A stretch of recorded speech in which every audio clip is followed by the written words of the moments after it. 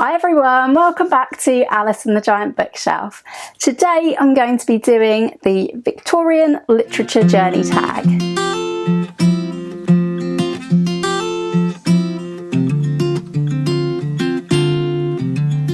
Hi everyone, welcome back to my channel, or welcome if you are new. My name's Alice and I have way too many books, and today I thought I would do the Victorian Literature Journey tag because it is of course Victober. I wanted to manage to get this one out a bit earlier in October than I managed to get the Shakespeare version out in September. So this tag, if you're not familiar with it, was originated by the lovely Ros from Dandling About the Books and Tilly from Tilly's Shelf, and they have taken on and adapted the Shakespeare Journey tag questions, which that tag was originated by the fantastic hosts of Shaketember, which were Kelly from Books I'm Not Reading, Jason from Old Blues Chapter and Verse, and Nicole from A Day of Small Things. If you haven't watched my Shakespeare version of this tag, I will link it up here for you to go and have a look at afterwards. I was kindly tagged by the lovely Ros from Dandling About the Books, and I love these questions. I love thinking about how we got into various different genres that we read, so yeah, I thought I would give this a go. To start off with, before I answer the questions, I would not say that I am the best read person in Victorian literature. I've watched a few people do this tag who have obviously read absolutely tons of Victorian authors, and I would say I'm relatively early on in my journey of exploring Victorian literature. But I still do have quite a bit to say about my journey with it. It's been an up and down type of journey, and there have been many years of not reading any Victorian literature, I must say. But since I've been on booktube and just before that, I've definitely been getting more into Victorian classics, and I've loved all of the ones that I've read lately. So let's go with the Victorian Literature Journey tag. Question 1 is, what was your first experience reading Victorian literature and how was it? So this is where I think that I wasted many years not reading Victorian literature because of one of my first experiences with Victorian literature. Now, my first experience was definitely actually positive, which was that my mum used to read, me and my brother in particular, but I always listened in as well because I never could resist a story. My mum used to read the Sherlock Holmes stories to my brother, and I don't have the big edition that we used to have with all the stories in, but The Adventures of Sherlock Holmes short stories remain some of my absolute favourite Victorian literature, and I never really thought of this as being Victorian literature. I just thought of it as being great detective stories that I had loved. So when I realised that this was Victorian and that I had been reading Victorian literature and enjoying it a long time before I thought I had, I was really, really glad, because I do love the Victorian London that is presented to us in these short stories. A positive first experience, but then reading Victorian literature on my own, because we didn't weirdly read any at school as far as I can remember. Unfortunately, when I decided I was going to start reading classics, I decided to start with one that looked quite small and I had assumed was very interesting from what I'd heard about it, which was mainly about ghosts in the night on the moors and that sort of thing. So you could probably guess which book it was, but it was Wuthering Heights by Emily Bronte, and I decided to read this by myself, and this was many years ago, but I don't think I was particularly young. I was probably, this is before I started my reading journal in earnest, so I think it was probably maybe when I was in sixth form college, could have been a bit before or a bit after.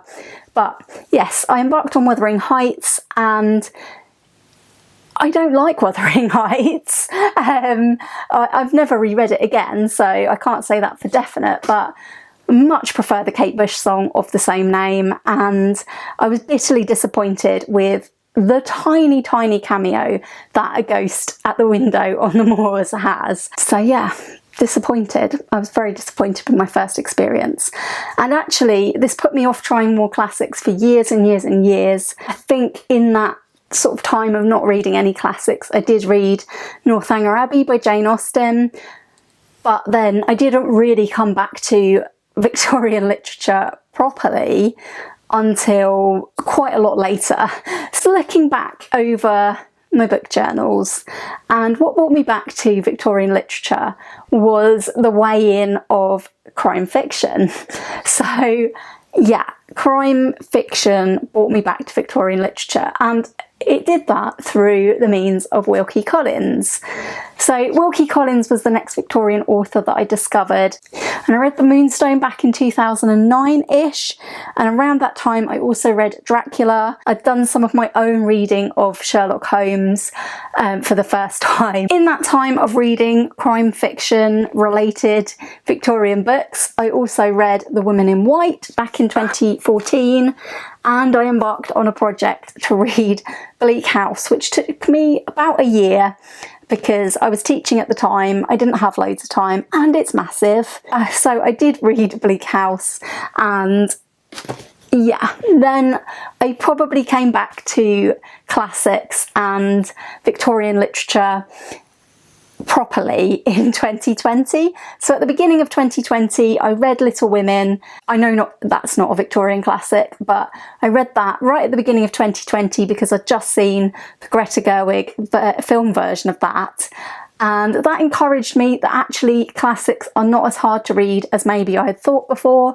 So I went on to finish Jane Eyre, which I had been reading previously to that, and I really enjoyed this. Oh, it was absolutely great, and I went immediately on to read David Copperfield, which I don't have a copy of, because I was going to go and see the film of David Copperfield that came out in 2020 in the cinema, and reading that and then watching the film straight away was great.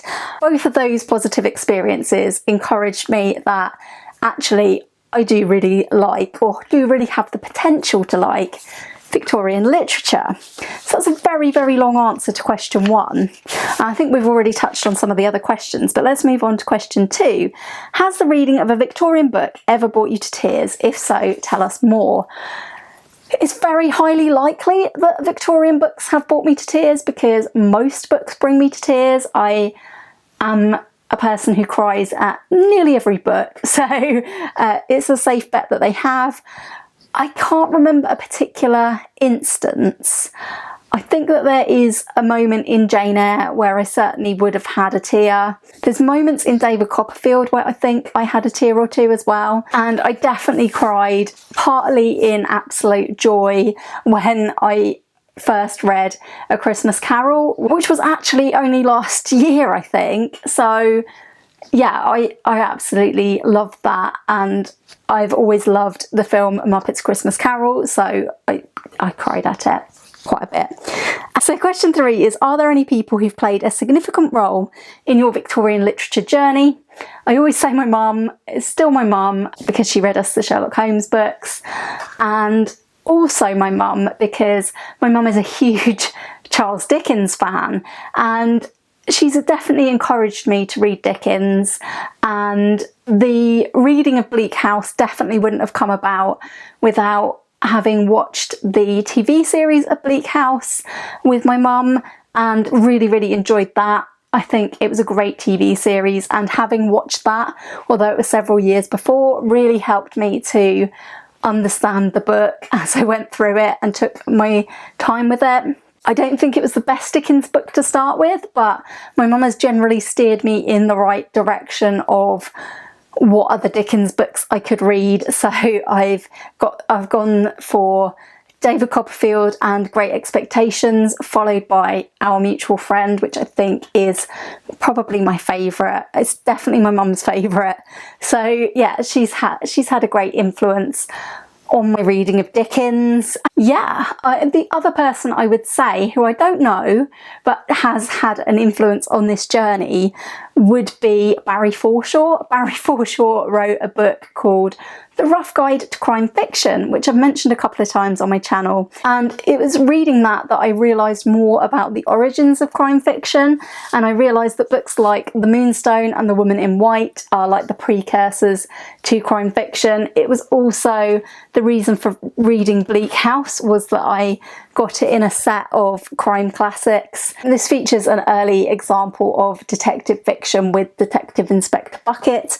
I think if I hadn't have read that book, it wouldn't have clicked for me that there was crime fiction, there was the beginnings of crime fiction in Victorian times, and what kind of books to try to bring me to Victorian fiction. So thanks to that book for that.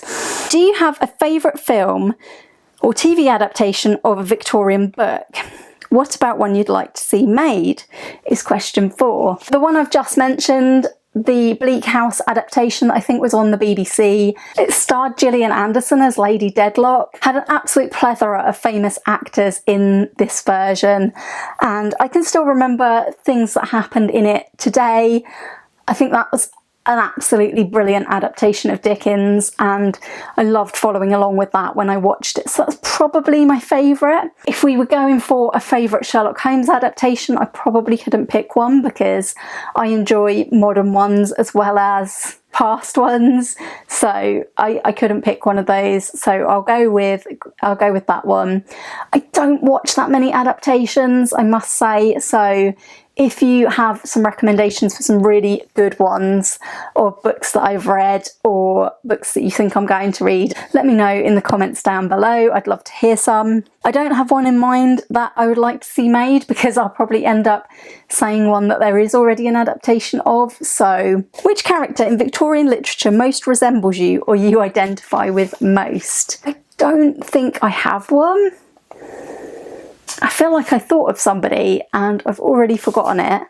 Maybe Dr. Watson, because when I'm reading mysteries, I generally think I've picked up the thread, but I really haven't, and I get easily misled. So maybe I'm like the sidekick in a Victorian mystery rather than the detective. But I don't really identify with any of them, I just find them interesting to read. So question 6 is, do you have a favourite moment, scene or line from Victorian literature? Tell us about it or read it to us. There are so many great moments in Dickens in particular. I would say some of my favourites are in Our Mutual Friend. I thought there were some brilliant characters in there. I love the way there are so many different story threads and they come together. But a favourite moment, I mean, Dickens really sets the scene well in that book. I think the opening is really, really good. But I do not have a copy of it to read from because I listened to it on audiobook. There's a scene in Great Expectations I absolutely love that is really, really kind of spooky and menacing, where Pip is alone somewhere, and I'm not going to spoiler it, but yeah, that creepy moment is excellent, and I won't read it out because of spoilers, but absolutely was riveted by that. There are great moments in Jane Eyre. I absolutely loved The Tenant of Wildfell Hall, but again, I don't have a copy of that book because I read it from the library, so I can't read a passage from that. An absolutely brilliant bit of Sherlock Holmes, actually, which also brings me to tears, that is in the story The Final Problem. Again, massive, massive spoilers in that quote that I really, really love if you haven't read Sherlock Holmes, so I won't read that out either, but if you've read Sherlock Holmes, you'll know what I mean with that story. Yeah, those are some favourite bits, but not some actual passages to read because I don't want to spoil anything for anybody. Question 7 is, does any Victorian literature intimidate you? If so, what and why? Yes, there is an author that massively intimidates me, and I say massively because most of her books are massive, and that is George Eliot. I'm really, really intimidated, especially by Middlemarch, and I think part of this is again the influence of my mum, because I know that Middlemarch is like the book she's attempted most often, and I feel like she attempted it maybe 3 times before she actually read the whole thing, and it just looks so long, and I feel like there's going to be bits of it that would bore me. So yeah, If you can think of a way around being intimidated by George Eliot, let me know and I will try it. I have got a copy of Silas Marner, which is one of her shorter books, so hopefully that might be a way in to being less intimidated by Middlemarch, but we will see. Question 8 is, what tips would you give to someone early on in their Victorian literature journey? So I think my tip would probably be to find out what books originated your genre of choice. So for me, finding books that related to crime fiction and that you can see the influence of in modern crime fiction really helped me to appreciate Victorian literature, and really ended up taking the intimidation factor out of some really big books like The Woman in White and like Bleak House. So if you have a preferred genre, I think if you do a little bit of research to find out what books are like the predecessors of your favourite genre, I think that really is a good way to get into it. The other way I would say is to read some short stories. I think Oscar Wilde's short stories are fantastic. I think that the Sherlock Holmes short stories, in my opinion, are mostly superior to the novels. So I highly recommend those. Just go with something that sounds good to you. You don't have to read particular Victorian books because other people have said they're great. I think like often our temptation is to think, oh, I must read that book because it's been billed as a must read. But if you need to read something else first to build up to it, or that isn't the particular book that strikes your fancy, then I say go at it a different way from the perspective of what you want to read in Victorian literature. But yeah, those would be some of my recommendations. Also, you could get into it through adaptations.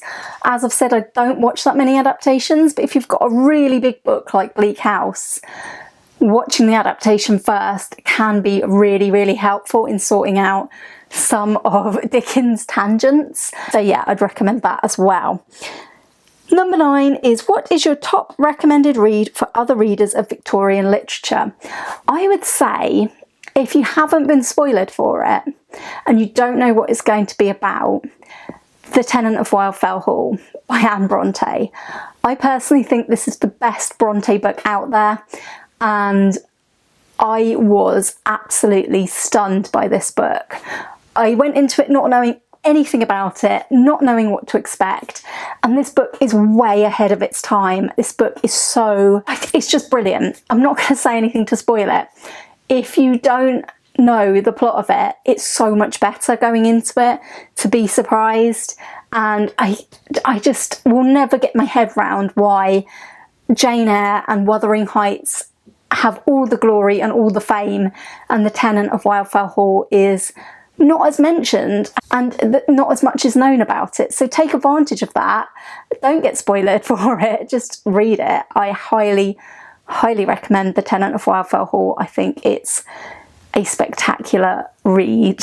I also think that anything by Dickens is worth a read, but I do understand that he can be intimidating. So my other main recommendation would be to start Dickens with Great Expectations, because I think it's one of the most accessible.